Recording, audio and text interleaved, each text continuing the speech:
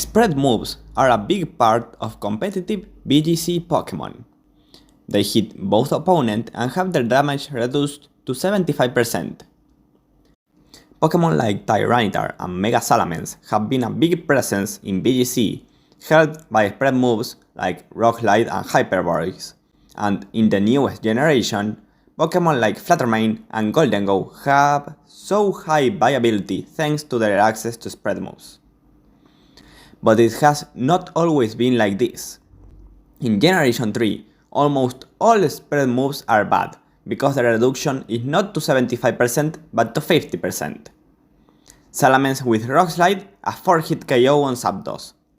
Many ice types like Articuno, Regice, or Jinx are used for the niche of being the only Pokemon capable of breaking a substitute from Latios with Icy Wind. But not all spread moves are bad. Spread moves that hit not only your opponent but also your partner not only don't get a 50% reduction, they don't get any reduction at all. This means these moves are extremely powerful into your opponent. But what are these moves? There is Self-Destruct and Explosion, which even though they are some of the best moves in the format, they have problems. You lose your Pokemon if your opponent protects. It was all for nothing. Protect is more common in Gen 3 VGC than in any other VGC ever, usually seen in every single Pokemon that is not carrying a choice band. And your partner needs to protect to avoid being highly chipped, unless it is a Gengar or other of the uncommon ghost types. But there is a third spread move that doesn't have reduction, doesn't kill the user, and can be paired with way more Pokemon than just Gengar. That move is Earthquake. Undoubtedly one of the strongest moves in the metagame. Every S tier or A tier physical Pokemon in the metagame has Earthquake, even though 4 out of the 7 S tier Pokemon are immune. Pairing your physical attacker alongside a Lati or Zapdos and spamming Earthquake can be seen in most matches. If Earthquake is such a good move, and having a Pokemon immune to Earthquake is so good, you might think, surely this means Flygon is good, right? Out of all the Pokemon immune to Earthquake, it is by far the strongest user of it. Thanks to Stab, it has to be good, right? First, let's quickly look at the things that Flygon does do well. It walls the most common Marowak set, which is Earthquake, Boomerang, and HP Rock or HP Ghost. It can wall many Raikus who don't run Hidden Power Ice. It can wall Zapdos that runs Hidden Power Grass for Swampert. It is immune to Thunder Wave, one of the only tools for speed control besides Icy Wind. But the good traits end there.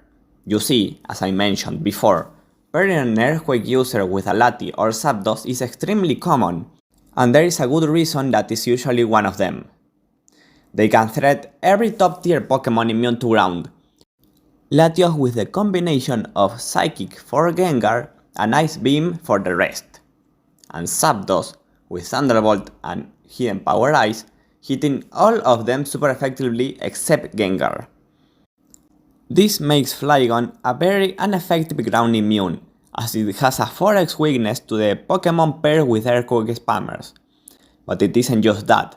Latios and Zapdos are so common that plenty of other Pokemon run ice coverage for them, like Gengar, Swampert, Ludicolo, Starmie, and others. Flygon is caught in crossfire here, being 4x weak to one of the most spammed offensive types in the metagame. But it doesn't end just there. Not only Flygon is a bad Earthquake immune, it is also a bad Earthquake user. The abysmal damage reduction of Rock Slide means that Flygon doesn't actually have any good physical move besides Earthquake. It has to choose between HP Ghost for the Latios and Gengar, or HP Rock for Zapdos. Not even being able to break substitutes of Zapdos if it runs HP Ghost, nor substitutes of Latias if it runs HP Rock. The other Earthquake abusers of the metagame are thus better offensively and defensively than Flygon. You might think this is an exaggeration, that being a strong abuser of one of the best moves ever in VGC, and also being immune to the move, surely gives it some sort of niche. But the problem is that many Pokemon outclass it at this role too.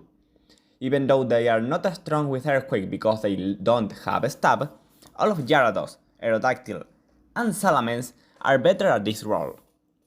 Gyarados provides amazing Metagross Walling typing alongside Intimidate, and its biggest weakness is patched by Marowak's Lightning Rod.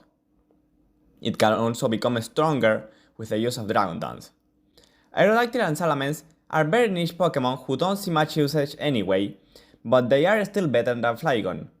The amazing speed in Aerodactyl allows it to outspeed every Pokemon besides Electrode, and the speed tie on Jolteon. While Salamence Bulk and Intimidate make it a very strong setup sweeper next to a Follow Me user like Clefable or Togetic.